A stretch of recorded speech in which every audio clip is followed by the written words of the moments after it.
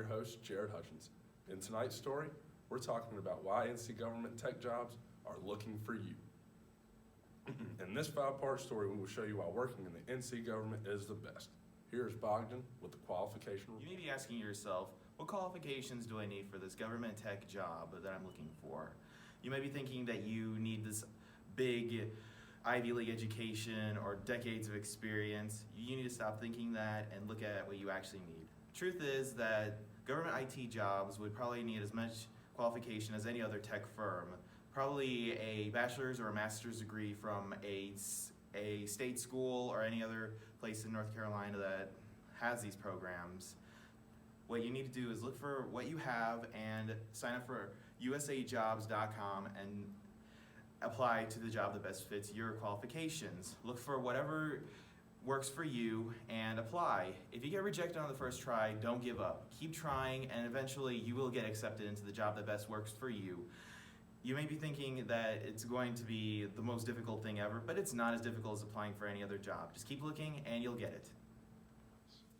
Thanks, Bogdan. Now let's head over to Sierra with job security and The retirement. long-term benefits of working for the government are much greater than working in a private sector job. For example, job security and retirement.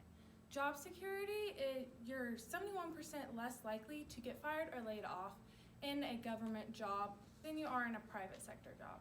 This is because the private sector is constantly changing, whether it be to reorganization or for just insufficient funds.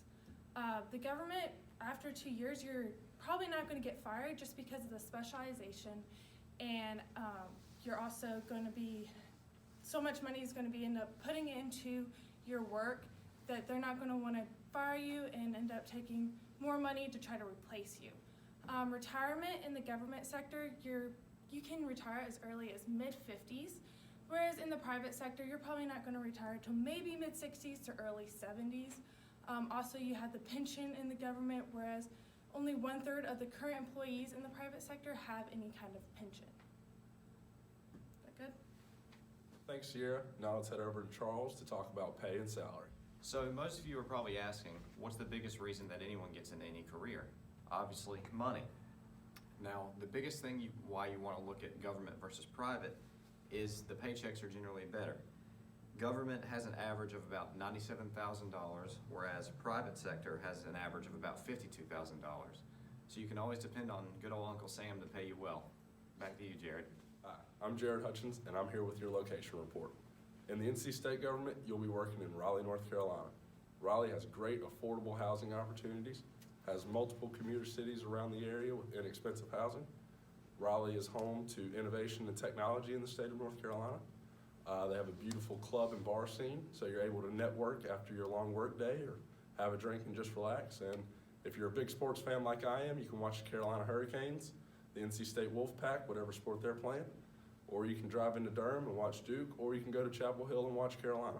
There's so much to do around Raleigh, and there's so much enjoyment around the city and a buzz that you'll want to be there. The North Carolina government is looking for 22 to 26-year-olds with a bachelor's degree in IT services from any state school in North Carolina. This has been the IT Report. I'm your host, Jared Hutchins, and from everybody from the Carolina News team, we hope you have a wonderful night, and remember, Uncle Sam wants you in IT service.